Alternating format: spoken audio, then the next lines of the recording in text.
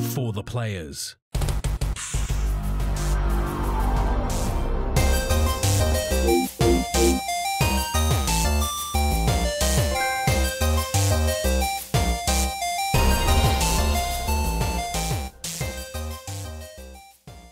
I'm Ryan Betson. I'm Max Cooper. And this is For the Players, the PopCulturists PlayStation Podcast. With over 40 years of playing PlayStation and 10 plus years that games media combined. I'd like to thank you for joining us in this PlayStation conversation. This PlayStation conversation happens every Monday morning at 8 a.m. Australian Eastern Standard Daylight Savings Time on podcast services including Apple Podcasts and Spotify, and 9 a.m. Australian Eastern Daylight Savings Time on those YouTubes. If you'd like to join us in future conversations with us, you can. Come and check out all our socials, Facebook, Discord, Instagram, and Twitter. All of those links can be found in the description below. If you want to join the conversation as it happens, head over to twitch.tv/thepopculturists, where you can watch us record this show live, where you can jump in the chat and become part of the show. If you want to support the show, you can by telling your friends, telling your family about this PlayStation podcast. If you are listening to us on podcast service, be sure to give us a 5-star rating and a written review. If you're watching us on YouTube, be sure to like, subscribe, leave a comment below. I endeavor to answer every single comment. And if you want to support us financially, you can at patreon.com/thepopculturists, as well as our merchandise store, popculturists.com/shop, where you can buy shirts and other assorted shit with our logos on it. So, we are here at PAX Australia 2022. We're here at the little podcast booth, organised by the team of Fid McAwesome and what was it, Janders? I forget how to pronounce it. We're in a little booth. So, yeah. How's PAX, man? PAX is good. At the moment, I've got this weird fucking mad echo in my head between your voice and my voice. I'm going a little bit crazy. Could be just PAX over the weekend. Yeah, it's horrendously sleep deprived and all that fun stuff. And yeah, it is. We are. Like, I most certainly am quite sleep deprived. I've had a very big social weekend, and yeah, it's just good to be here again. Yeah, because I think after 3 years and a whole global bastard, we're finally able to see people and play some stuff and yeah. So essentially, this is a different episode to what we normally do. Normally, we talk about the news and all the sort of stuff that happened this week. We're just going to talk about our PAX weekend experience. So it may be a short episode, it may be a long episode. We'll just see where it takes us. But yeah, Max, we'll break down into specifics in a moment. But overall, how's your weekend? How's it going? So obviously this was the first weekend for me being media, so it was exciting. I got to put a lot of faces to names that I've known for a while now, which was awesome. Everyone's really lovely and welcoming, and some people were completely different to what I expected, and not always in a good way. It's been really good. I've met so many people that I have the memory of goldfish, so almost everyone I got introduced to this weekend, I forgot their name almost instantaneously. I got my photo taken with a bunch of people that I just, for the life of me, cannot put names to faces again. And it's just been a roller coaster. I've just been running from one side to the other, just looking at all the booths, checking out the indie stuff, checking out all the different booths and all the tabletop stuff, it's just everything. It's overwhelming to a degree, and at the same time, I also feel like I've done nothing at all. Yeah, very, very much so. So, I'm in a similar space. For me, this has very much been a more social PAX than ever before. So previously, there was always sort of something that I was really looking forward to, or something I really wanted to cover. And this year, I guess the nature of, we'll get into it in a little minute, but a lot of the big guys aren't here. So it kind of forced us to reconsider how we're going to work the venue. And as a result, I just went, well, I'm gonna do me. I'm gonna go chat to people. I'm gonna have a good time, and I'm gonna enjoy being pretty for PAX. You know what I mean? Because that's the thing. I've talked about it on this show for 3 years now, right? And I've finally done it. I was able to walk through those doors on Friday and be pretty for PAX, and it was really weird. And I'm gonna get super emotional about it for a hot minute, but. As you should go, you put your head down. No, but this is a massive thing. Live your moment. Do it.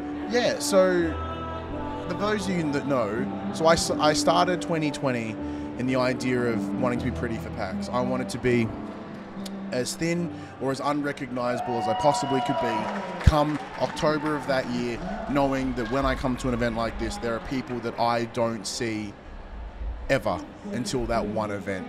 So for me, the idea was, let's be unrecognizable, let's be different. Then, of course, the global pandemic kicked in, so what became Pretty for PAX became Pretty PAX for 2, Thinner with a Vengeance. Oh, that was the second one. PAX Harder was the second one, and the third one was Thin with a Vengeance. And here we are. So yeah, Pretty PAX 3, Thin with a Vengeance. I made it happen.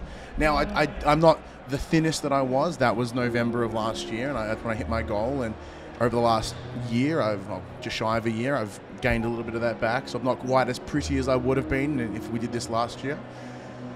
But I'm weirdly okay with that. I thought I was a bit miffed about it. Like, oh man, I have slid back a little bit. But it's one of those things. I look back at where I was in 2020 and where I am now, and it's still a win. Yeah. It's not like the full ladder as it once was. I did fall down the rungs a little bit, but I still got to be there, and I got to walk through. And the biggest thing I'm having the trouble with is because as you all know, a lot's happened in that time for me, and this feels like such a weird closure of a chapter of my life in a number of different ways. And it's been very difficult to process that, and I don't quite know how to work with that. And that's probably one of the biggest challenges I've had this weekend is, I'm closing a chapter, but what if I'm not quite ready to close that chapter yet? But I have to. That's tough, And it's not like because a bunch of things connected to it. It's not just being thin. I'm not going to be like, well, I don't want to close this chapter, let's get fat. I mean, like, it's a couple of different things in play. But yeah, it's been really good to come here and see my people, and it hits differently this year, and but like it's fascinating. There's like little achievements just by being prettier for PAX. Like walking around, my body isn't aching as much like it used to. I'm sweating a whole lot less. On Friday night, Buddy, everyone knows Buddy, he and I decided to run from here at the convention center to GGEZ, which is a bar, because we wanted to see if we could outrun an Uber. Gave it a red hot go. Didn't win, but we did. Something I certainly wouldn't have done 3 years ago. So like for me, that's weirdly an achievement in and of itself. I don't know. Yeah, it didn't initially have the good feeling of closure that I thought it would. It's actually been quite a unsure emotional feeling. I don't know how to explain it. But yeah, I'm here. I've done it. That's it. I mean, to a degree, congratulations are in order. You set yourself a goal and you did achieve that goal. There's no question about that. But yeah, it has been just watching you over the weekend has been interesting. Oh yeah, like you can tell your moments, and I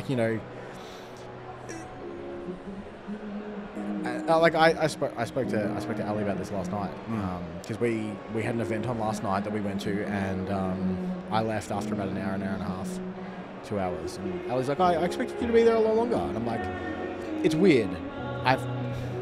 It was like imposter syndrome to a degree, because although. Like I said to begin the show, I put a lot of faces to names, and although everyone was awesome and welcoming and whatnot, to a degree I still felt out of place.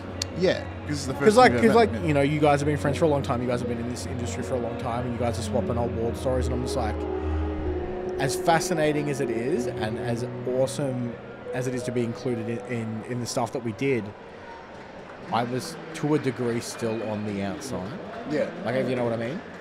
And again, not to put any, everyone was super welcoming and awesome. I don't want to reiterate that it wasn't that I didn't feel included in that way. It was just one of those things. It's like when you introduce a new friend to a different friend group, and for the first couple of times they're just going to be a little bit standoffish, and it's just you're just not quite sure.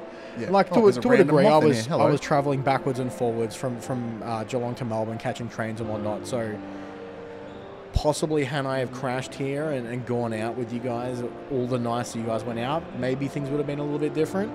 Yeah, I can attest to that. One of the first years that when we didn't stay and I just hiked back every day, I did feel off. Because you feel disconnected because everyone's having fun. And every time someone walked past me in the event hall, they stopped me. They're like, "Hey man, how's it going? How's your PAX been? What have you been up to?"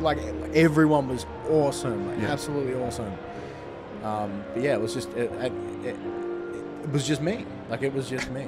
It's just yeah, what it no, I was. can It's certainly just what I understand that, felt. especially when it comes to that imposter syndrome stuff. Like, you know, there's something we're rubbing shoulders with like a bunch of different people, and in our space, like there are a lot of people that I really, really respect. They'll be able to sort of, you know, attend the same events as them and just have, you know, be in the same space as these people. Like an example. So Friday night we all went out for the media night. It's pretty low key. Ran into a bunch of PR people that I haven't seen in years. They remember me like it was the day before, chatting, asking about my kid, all these different things. It was great. Last night, the team over at Play On, they invited Max and I to a little Oktoberfest shindig at the little Munich brew hall thing here, and it was really, really cool. So like, you may not have known all the faces, but in that room there was like the echelons of local Yeah, well, media. I mean, I was hanging out with Padge and Cuso from Play 2, and they're just like, that's this person, that's this person, that's this person, that's this person, and I was like, that's insane. Yeah, and you're like, hey, that's this person from Press Start, one of the biggest outlet here in Australia. Shortly after, like, here I am standing with Ethan from Tag Mods, chatting to Hex, you know, from Good Game, and then like Nick and all that, like, the whole Good Game crew, or Back Pocket now crew, rocked up, and they're all drinking, and we were there until like the last, like them, myself, and Huzo and like Ethan were all the last people. So they went, hey, we're shutting up. All right, we all just went across and drank at the venue across the road. Yeah. You know, it's just like one of those things, like you're in the same space and you're talking, and it's like, I guess it's one of those things like, oh, because you're invited, we're all equals. Yes. It's a great unifier. And yeah, especially as like self, like, because even me, and like, I'm not like trying to like share my story to outrun yours, but it's just like, it's in the same space. Like when I first started, it had felt exactly like that. Because I'm like, how the fuck did I get in here? Yeah. Why am I in here? And even now, like, yeah, we've done this for X amount of years. Our growth has slowed. You guys can all help that out, by the way, make it better. But you know, our growth has slowed. Where we hit our peak a couple of years ago, really. But we're still lucky enough to be in a position where we're invited to do these cool things and meet with these people and have chats. And but it feels really weird because everyone else is different echelons. Yeah. And we're here. And we're happily just like lower tier. You know, and we do what we do, and we have the community that we have, and big thank you to you guys. And yeah, but so I can totally get there. It's just one of those things. Like I'm sure it's nothing, but it's just, yeah, it was just weird. I just had this sudden, just hit me last night. I was like, whoa. Yeah, it's weird. No, I feel like I 100% do, because like, yeah, I still get it myself like, now. but you know, everyone's lovely. Like, everyone's so chill and down to earth, and like it's awesome. Yeah, no, it is really, really good. And like, there is such a sense of community like that, especially over this weekend with PAX, because yeah, none of us have seen each other for 3 years, and like that's everyone in this room. Yeah. So everyone's just like happy and just so good to be here. You know, it's just I haven't seen anyone be a dick. Like I've seen no aggression. Like yeah. Not just in like the media side, but I'm talking in like the crowd. The general PAX populace. It's just been. Everyone's really kind and like aware, and there was like, oh hey, you know, and they're like not bumping into each other, and like, because granted, everyone's gonna get fucking COVID from this. It's gonna happen, but like, I don't know. It's cool energy. It's cool space. But yeah, especially because it had to be real community driven this year, because there wasn't much here. No. So we'll get into the game side of things. So straight off the bat, if any of you have watched the tour that we did, thank you, by the way, you'll notice very quickly that a lot of the big hitters aren't here this year. There's no PlayStation, there's no Microsoft, there's no Nintendo, no Activision, EA, Ubisoft, 2K, any of the big hitters, none of them are here. Like the ones that were here. The biggest guy is Play On and Square, and Square's just running Final Fantasy. So it's not even Square as a collective, it's Square. Just Final Fantasy. And like Bethesda are here, but they're not doing anything on site, they're doing something off site. So it's kind of not the same, because they're doing a difference, right? It's really, really weird. But granted, they're also not showing anything, they're just themed. Yeah, so Bethesda is just a themed room. They've got a bar in the city, and they've taken it over, and they've made it look all cool. Yeah. And that in itself is pretty awesome. But like, you're not going there, you're not going to play Redfall, you're not going to play Starfield, you're not going to play Elder Scrolls 6. It's not going to happen. But yeah, it's interesting. So what's your thoughts on the event in terms of what's here on offer? It has been, if you're an Indies fan, it is absolute fire. It's so good. The indies that are on offer this year have been great. I got to play tons of games. But I didn't really play many of the big name stuff. Like, you did most of those, and I think the biggest game I played was Street Fighter. The rest of them are all indie games. Yeah, pretty much. Because obviously what I like to cover is I like to cover the bigger games. That's what I find to be more exciting. Mostly because a lot of them come to PlayStation, where a lot of the indies don't. So yeah, in terms of what we checked out, like, so I played Alone in the Dark. So that's the remake of the old 1992-93 original. It's a behind closed doors, a kind of like a little booth, 10-minute experience. We're essentially playing a prologue to the game that's all about sort of setting up the atmosphere and some of the characters and some of the world. And it's very interesting. So you play this small girl, and she's making a mask with paper mache, and as she's literally ripping apart this book. It's called Alone in the Dark, and it, blah, blah, blah, blah, blah. She's ripping it up, building the mask with it, right, which is already in and of itself a bit weird. And then you wander around, you head out of your house, you go down to the room, you meet this gentleman by the name of Jeremy, and he's all weird, he's being all paranoid and big, interesting. Apparently, there's a letter that needs to be posted, but he's really self-conscious. They think there's a spy that someone's going to read this letter. Blah, blah, blah. So she's like, "Hey, I'll take the letter. I'll sign it off. I'll send it off for you." This kid's like 9. So she turns around, he's gone. Like, oh, that's weird. But she also doesn't think it's weird at all. She goes, "Huh, yeah." Classic Jeremy. Classic Jeremy. So then you leave that and you walk down the hall, and then you find this what is, I guess, a mail room, or station office, whatever. Break through a window, get ready to take the post, get the letter prepared, and you walk through another hallway, and then there's these statues that are really quite eerie. You're like, oh, that's fucking weird. And then, bam, goes dark, it goes gloomy, everything changes, the tone completely different, and it's all like swampy and like blue, dark blues and stuff like that. And she's like, "Oh, Jeremy, what have you done?" Which is interesting because it implies that this happens all the time, or that she's just weirdly cool with it. So like it's a very sort of interesting space. And then as you walk down, the lower floor of this building is all swampy and gross, full of water. But then this little creature comes out, and you've got to try to traverse over it without getting bitten by the creature. And yeah, and then you head to this next area. And as you're standing there, like this big giant creature comes out of the shadows, and boom, cut to title. So it's weirdly setting up. So it's like it looks to be set in New Orleans, because there's a lot of people that have like New Orleans accents and stuff like that. So that's sort of that space. Creepy house vibe, which is very similar to Alone in the Dark, A New Nightmare, which is the one that I played the most of growing up. Big fan of that game. So having that similar energy is cool. The interesting creatures, like, 'cause this is a remake of the original, and it looks, most people like remakes. There's no way it looked this good on PlayStation. It's not happening. Or PC. It's not happening. It looks fantastic. There were some little jaggies in it because it is like an alpha build. Yep. So as as the car pulls in, like when you look down to the letter, it kind of pops in a little bit, looks a bit weird. Excuse me. As you pull into this gravel driveway, some of the gravel kind of phases in and out a little bit and has a bit of texture problems.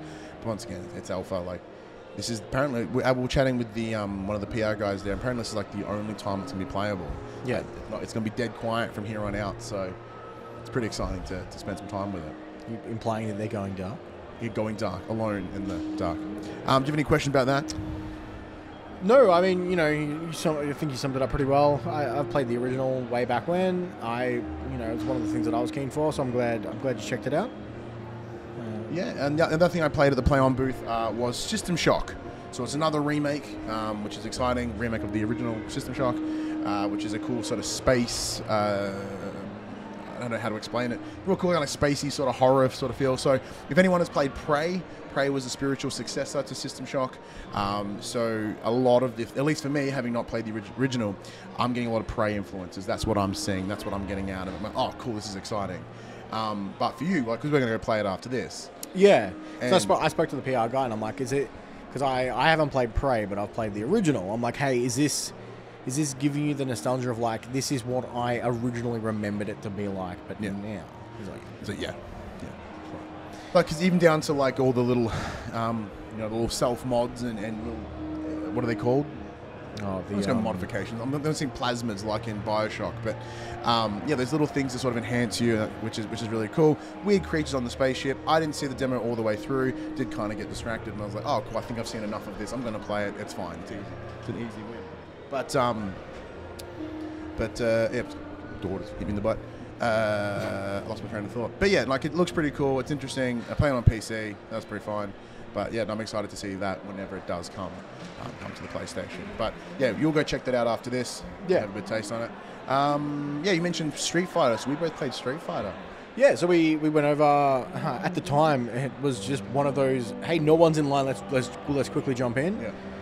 So Street Fighter has, I think it was 6 or 8 characters. It was 8 playable characters. So I think 4 of them were old school, 4 of them new school from memory. So we did the classic Ken Ryu and then opener. I played Gau. And that was good fun. I won that one. Then we picked 2 new school guys, and Ryan absolutely kicked my ass. That was fun. But yeah, we left it at that. We decided a third wasn't needed. Yeah, we decided that the tie was the way to go. That way, no one had any hurt feelings. Yeah. But damn, that game looks good. It does. It's you know, we were sitting there for a while. We're just like, hey, let's not do anything. Let's have a look at the background, the draw distances, how well animated the background was. You know, we're sitting on the.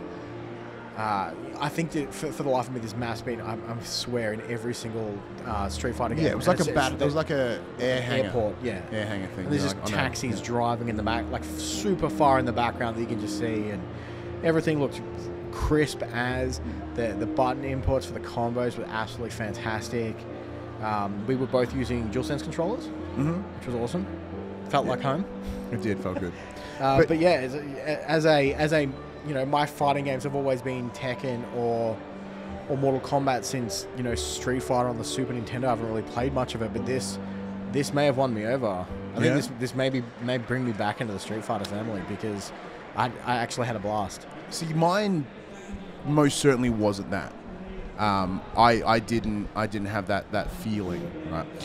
So for me, it looked really good. It was clearly an alpha build as well. It was like 0.11 something build, right? It was very early days. So there were some sort of minor textury things, like some of the beard on the character was kind of like, it does that weird little the anti-aliasing's not quite there yet. That's fine, it's an alpha build. I'm not being picky.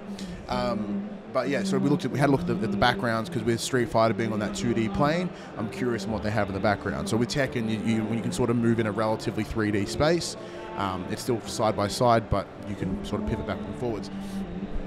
But yeah, as you said, like there was a flag in the background, and the way it moved in the wind was like really good fabric, sort of design quality. I can't think of the right word. Brain's fucking dumb. Physics. That's what I wanted. Good, like fabric physics. So that was pretty tight. But yeah, so for me, it felt quite floaty. Even though the character I played on the second one, he did hit a lot harder, but it didn't feel like he hit harder. You know what I mean? I still felt like I was sort of spamming and pressing buttons and not really. Actively achieving something, if that makes sense. Just kind of like and then I just happen to beat you or punch you really hard or stuff like that. So it's not for me, and I will likely not transition into Street Fighter from my love of Tekken. So Tekken 8 looks great for me, and like this looks really good too. Don't get me wrong. It's not quite there for me. Now, we only did see the versus mode. There was none of that story mode or anything that the game is currently being marketed around. We didn't play any of that. But yeah, I'm glad that you're interested in it, because you sort of keen this, and that's probably really the biggest title on display here this week. Yeah, I think so. Yeah. So in terms of the big ones, that was pretty much it. The only things that were left over were the likes of your indies. So I myself, having not played a lot, I went over to the Devolver booth. They had 2 games on display. They had Angerfoot and Gunbrella. So Angerfoot is it's interesting. It's this Hotline Miami in first person, but with the kicking of Bulletstorm. So you think about that, and it's exactly what it is. So yeah, it's all about fast movement. It's the time to kill is so quick, whether it be from yourself or the enemy. So like, you know, that they might take 2 hits and then down. You might take 2 hits and or you pretty much 2 hits is it. Like even you as the main character, in the same way Hotline Miami, if you get hit, you're fucked. So that was kind of a lot of fun, and it does have it's very clear, got this weird weird story to it in mind. Because the main story- beat the is story's like great. the main beat is your a pair of shoes got stolen and you got to get them back. So Because everything's about feet in this game. You're sitting on the couch, eating popcorn, eating popcorn with your feet, drinking wine with your feet. It's pretty cool. You did check this one out. Yeah, so I checked this one out as well, and exactly what you said. You know, the levels are very, you know, it's essentially a corridor shooter. Yeah. But yeah, you just you do have access to weaponry, but at the end of each level, you essentially get a score, like how fast did you do, how fast did you go, did you kill all the enemies? Because sometimes the path branches and you don't have to kill everything type thing. Did you do foot only? No. That was one of the things that come up at the end of the level. It's like foot only score. So you get like a bonus for just booting people. Because you know, like in most games, there's those red explosive barrels which you can kick at enemies. Some enemies throw weaponry at you. You can kick those back. Yeah. at So them. someone like throws a grenade, and you dunk, and you just boot So the grenade you know, back at them. there is the option to go foot only. And they do reward you for that, which is awesome. You know, being the main thing of the game. I mean, it's literally called Angry Foot. Anger Foot. One of the two. Yeah, no, it was great. And you checked out Gunbrella. I haven't had a chance yet. Yeah, I kind of want to go play it again, actually. So Gunbrella, it's the side-scroller little pixely game. It's got this weird sort of Western feel, like not Western the country as in cowboy Western. It's sprinkled little RPG elements in there, mixed with a design that looks very much like what was that? Not Gun Bros. What was it called? Oh, the PlayStation Plus. Broforce. Yeah, the It's a lot like PlayStation Plus Broforce. game. And a slightly more stylized version of Broforce. It's like Metal Slug. And Yeah, kind of like Metal those- Slug. Yeah, those it's probably games. the best example. So the idea is you've got a big shotgun and or an umbrella gun, and the umbrella is not just a weapon; it's also a traversal mechanic. So, you know, as you can use it to block bullets as they come at you, you can also use it as a dash. You can also use it as like a jump to sort of Mary Poppins your way up through the level. And as you sort of meet characters in the little demo, you have a chat to them and they'll give you a series of quests, and you just keep moving your way to the right, sort of stuff like that. But yeah, it's all about, you know, going and achieving some things and bringing them back. Go and collect this. Go find this person. So it's a very cool little platformer. I'm very intrigued in it, and I do hope it comes to the PlayStation because I'll be playing the absolute shit out of it. Now, I do believe both of those do have demos on Steam right now, so if you are interested, you can go check them out. So they're probably the ones that jumped out to me the most from that. Before we get super into the indies, the only other game that I played, I think it was Project Sonic. Cars 2. You what? Actually, I did play Sonic, but I think it was Project Cars 2. I jumped on one of Isn't those. it now? Isn't Project Cars 3? Was it 2 or 3? I don't know. I can't remember which one. I played a racing game and a racing sim thing. Oh, nice. And okay. it turns out I can't drive for shit. Oh, really? I suck. So it was restricted to, because the line was massive, it was restricted to 2 laps only. And the gentleman who running the booth is like, hey man, do you want auto or manual? I'm like, look, whatever you got set up is fine. I'll just figure it out. And he's like, okay, manual it is. I'm like, yep, cool. So I'm sitting there in my little buggy and, you know, paddle shifting like you're supposed to, and I fucking suck. Like, granted, I drive a car that has, you know, 5 gears, and this motherfucker had like 50. So you are like, you know, Fast and the Furious and around these corners. like I spin out on like the second corner because I suck and I was going way too fast. And I'm readjusting myself, and the guy's like, you know you're going the wrong way, right? I'm like, yeah, I'm just trying to get back on the track. So let me get to the track, and then I'll turn myself around. Do this sick burnout, and then just go, and I'm off. Second lap was way better than the first. Yeah. You know, once I got the hang of it, because, you know, the whole thing's fucking shaking every time I hit a bump, or... It was fun, but it's super not me. Like, I wish I was good at those kinds of things, and, like, I love the idea of them, but in practice, they're just no good for me whatsoever. Yeah, I didn't do it because of getting motion sick, so I didn't try. It's pretty easy. But the other main The other main Sonic. one was Sonic Frontiers. So they had a little booth. There was a Sonic the Hedgehog running around taking photos with people. That was awesome. It has left me pretty sour, in all honesty. I'm a huge Sonic fan from like way back when. You know, I played 1, 2, and 3 on the Mega Drive. I played Sonic Adventure 1 and 2 on the Dreamcast. Absolutely loved those games. So that's what I was hoping going in, because Sonic Frontiers being a one of those the newer 3D versions of Sonic, and it's just not that. It was weird.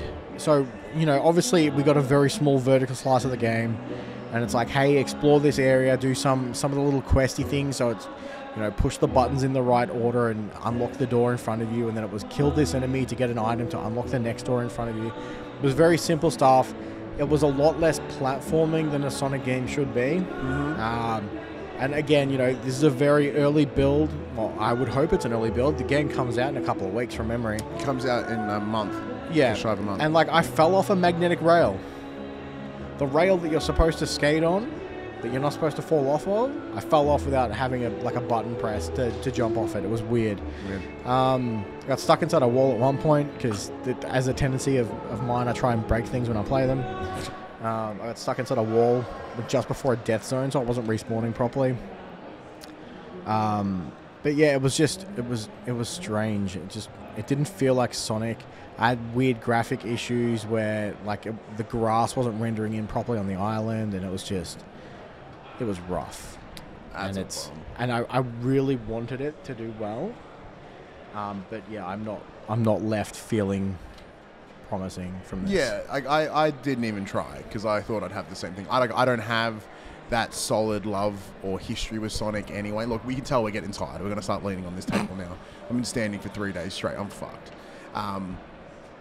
But yeah, so I didn't check it out on purpose. But the things that you probably enjoyed the most out of this weekend would have been probably some of the indie games you played. Yeah, so I played a fair few of the indies that were here. I was lucky enough to, on Friday morning, interview the developer for Nightcrawlers. So that was one of the indies that I checked out a few times, actually. At the time, they were running a multiplayer version of the game that he had just got working at midnight the night before. Yeah, he was like, "How I just finished this." So basically, the multiplayer of it anyway was a PvPvE arena. So essentially, you get put in a battle arena. A wall comes up in the middle of the screen, and you have 3 minutes to kill as many mobs as you can to level up. Upon level up, you get to pick one of, I believe it was 3 cards which were given as an option, and they were essentially like gain more health, gain more crit, gain more attack damage, attack faster, stuff like that. And at the end of the 3 minutes, the wall fell down and you kicked the crap out of the other player. Unfortunately, it turns out I sucked at this game. Both times I played the multiplayer version, I died within the first 3 minutes, which means your level completely resets.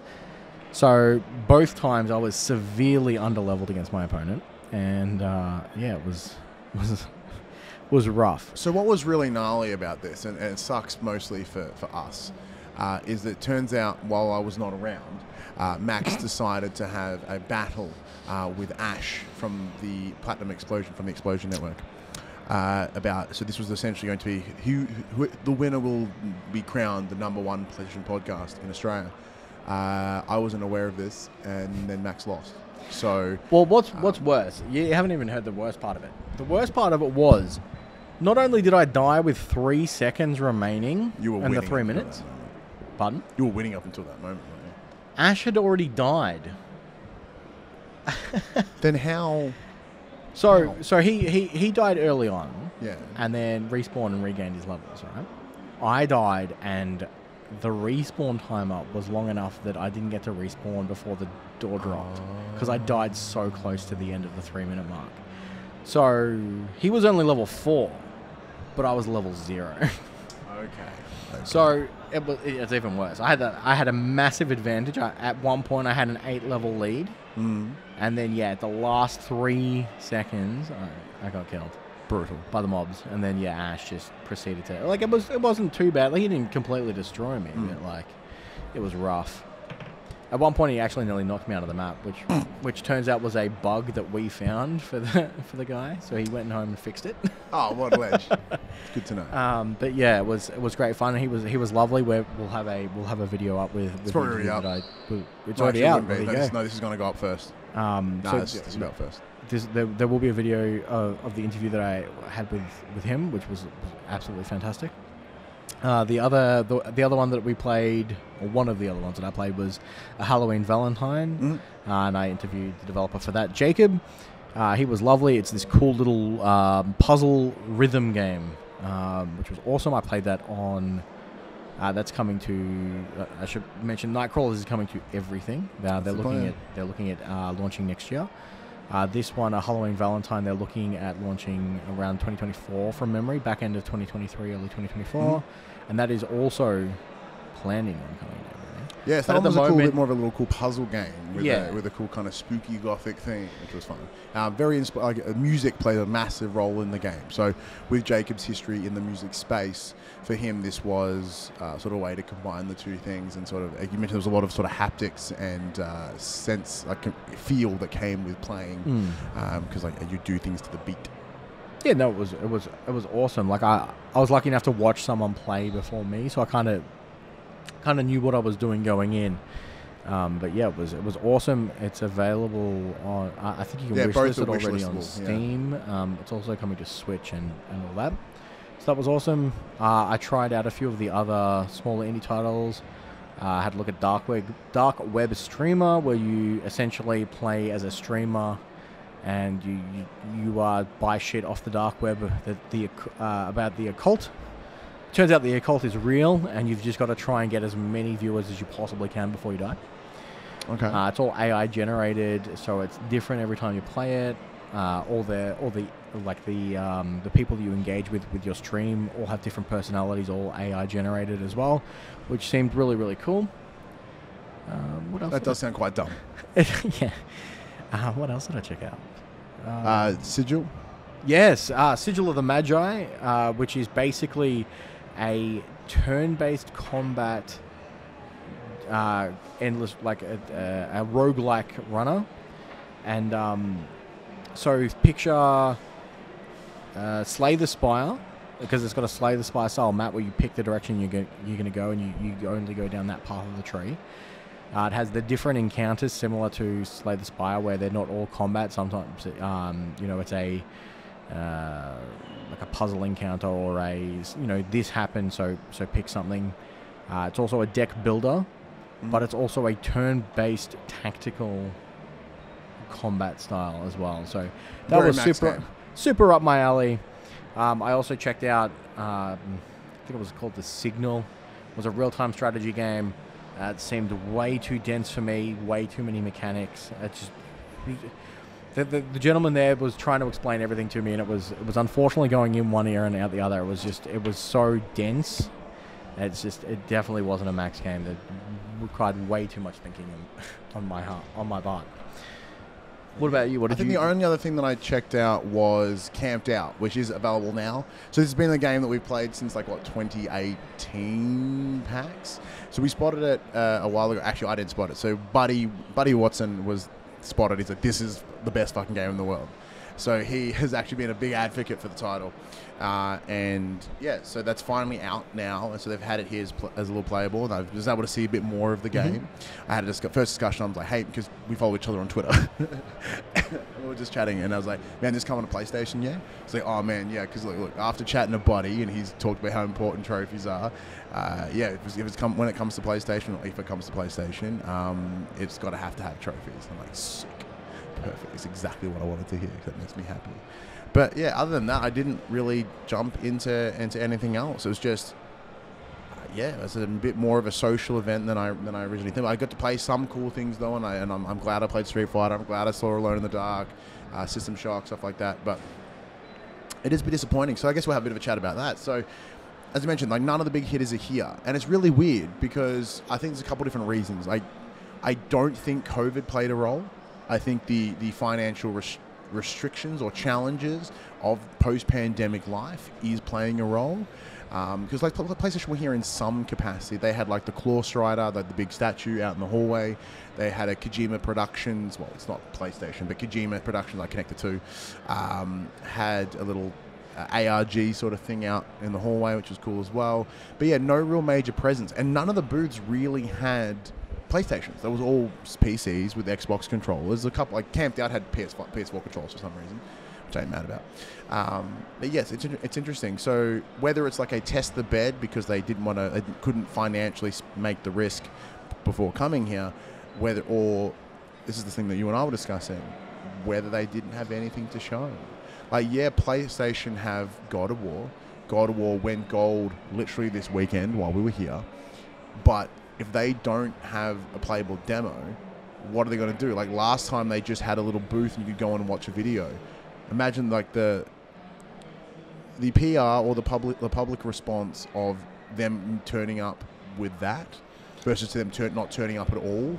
It's much rather to turn and like up I don't at think that would show anything different that we haven't already but seen. But yeah, it has to be playable. If they're coming in, it has to be playable, right? Or my original theory was they were going to come here with PSVR 2. Because hey, it's Fed. Hey, we're doing this one on film, aren't we? How long you guys got? A little bit longer, was that? So they want to pull down the booth at 6. Oh, we'll be done in 10. We'll be done by 6. Good. Beautiful. There you go. We say it's right at the tail end of Sunday. We're like the last people to use this space. So, yeah, they're going to pull this whole thing down, which is nuts. But yes. So, yeah, it's one of those big things. Like, if I thought they'd have PSVR 2 here a little bit, seeing as it was a Tokyo Game Show, seeing as it was Gamescom, but yeah, they had nothing, absolutely nothing. And like Nintendo weren't here at all. Like, we bumped into Nintendo PR people, and they're like, yeah, no, we didn't here at all. Because the only thing coming out right now is Pokemon Scarlet and Violet. And Violet, and that's like a couple of weeks away. Yeah. But yeah, apparently that they are being super tight about it. Like, Pokemon Company are being super tight about it. They kind of locked it all down. Which is unsurprising considering how many leaks and shit has happened in the past. So. And it's one of those things, like, the fervor at which that game would get if it was here. Like, the previous PAX I, like, when there's been Pokemon, it's been nuts. Like, that's the longest line. That's the craziest booth. It's fucked in there. So it makes sense to me. But and then Xbox, as we know, like they don't have anything right now. No, but Game Pass is sprinkled around. Like a lot of the PC places a lot of the PC booths that are here have Games Pass written on them. Like, hey, True. Check it out. We've still got stuff. We're still doing things. Yeah. But yeah, nothing new. Yeah, do you have any thoughts to say? Because Ubisoft are like, Ubisoft will hear in some capacity. There were some behind the closed door stuff for Skull and Bones. 2K weren't here at all. Activision Blizzard, like, not even Call of Duty was here. The new Modern Warfare 2 was playable at I think it was a Logitech booth for like an hour and a half yesterday, and that was it. Yeah, exactly. Yeah, like they normally have like big Call of Duty booths. Overwatch 2, I'm pretty sure had something running at one point. Yeah, but they went down for maintenance because it was using US time, so it went down for maintenance in the US overnight, but right in the middle of a convention day for us. Yeah, so yeah, not much. I think I can't remember who said it. I think it was a tweet somewhere, but basically, if you're a PC fan, this pack was pretty cool. Yeah. If you're a console player, wasn't that great? Yeah, it wasn't that much for us. I think it was, for me, being a first timer here as media, it was kind of a nice, shallow entry, which was awesome. It did make things a lot more manageable.